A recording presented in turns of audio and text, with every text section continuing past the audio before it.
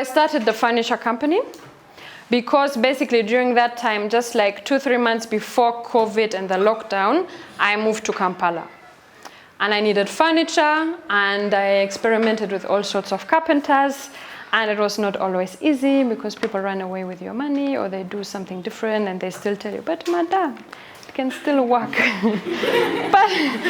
if you are particular about what you want, it cannot work. Even if it's a chair, you can sit on it, but it will still not work exactly the way you thought it would be. Anyways, so because of COVID, a few of my friends got to know that I just made furniture, and they're like, okay, give us the contact, who made these things for you? So I started making for like friends of friends of friends, and also everybody was into home office designs. Nobody had like a workstation at home, everybody just had a couch, and at some point back pain and whatever, so they all started making like desks and chairs for their home offices. So I started with that, but over time now we grew actually quite a lot. We now did like quite a number of different projects, from like homes to hotels to lodges to offices, different things,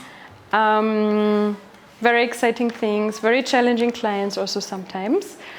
We are only next year in Jan opening a showroom. We have been operating online.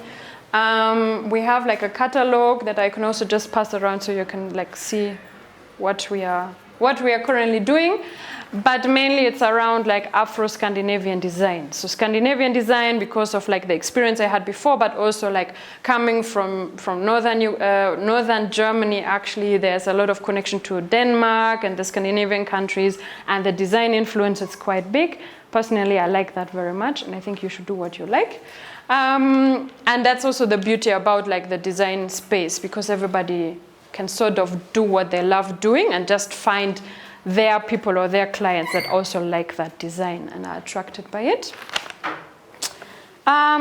So now we are here to 2024, almost 2025. My company right now has about 6 staff.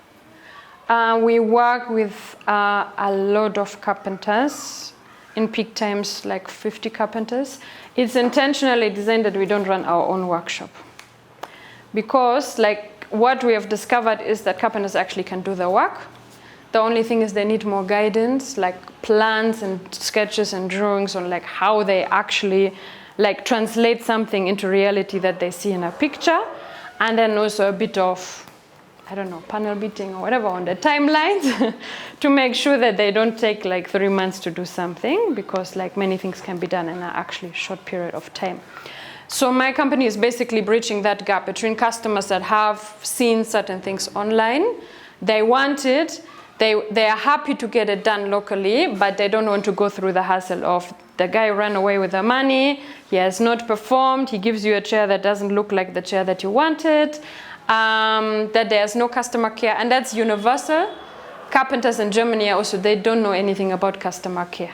Like they know how to work with their hands and make beautiful things, but talking to someone and being nice and polite or guiding on which color to put on the wall or something, they don't know about it.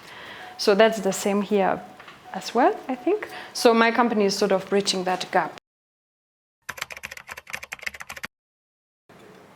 Yeah, people should remember it. So also if you're thinking of starting your own company, do something that is easy to pronounce and easy to remember, because everything else it will always be like, this lady that is running this thing there, or this company. But it will be so hard to develop a brand around something if people have a hard time remembering the name of it.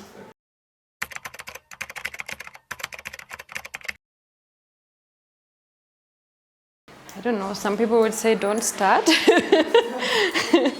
It's a hassle. No, but I think the advice I would, like if you really like doing something, and you should really do something that you like, because in any field, no matter whether it's interior design or furniture or whether it's, I don't know, cosmetics or architecture, you should love what you're doing. And it's not so much about like just having a bit of passion, you should really be into it. Because there are so many challenges and struggles along the way. If you don't like it, you will just give up. With the first few challenges that are coming, you will most likely just give up. sometimes they're saying A, but they actually want B. Like, it's a bit like a doctor, like somebody says, oh, I have stomach cramps, but then there are so many things somebody could be suffering from if you have, or like headache can be like a symptom for like so many things. So it's like the doctor needs to figure out like, okay, what is actually the problem? So asking like more questions, probing questions, analyzing and just observing like, okay, how is the space currently? Who are the people that are working there maybe? Or who is living in that house? And really coming up with something that will work for that person. So you kind of need to like try to understand people, but also anticipate on their behalf of what they will probably like, because the truth is many people don't know what they want exactly until they see it, or until somebody is like walking them through some questions, or to understand a bit more.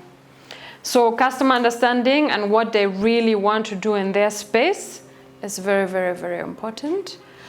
And that's, I think, and it comes with exposure also, by the way. Like the more you interact with very many different people, and especially the challenging clients, like we should actually embrace them. Like as much as they are a bit of pain, but they actually teach you.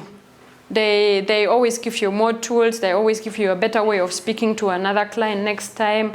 They make you to like, I don't know, problem solve much better and much faster than what you were doing before. If you just have easy clients and all clients are telling you, oh, this is so beautiful, I want this, here's the money, like this would be so easy.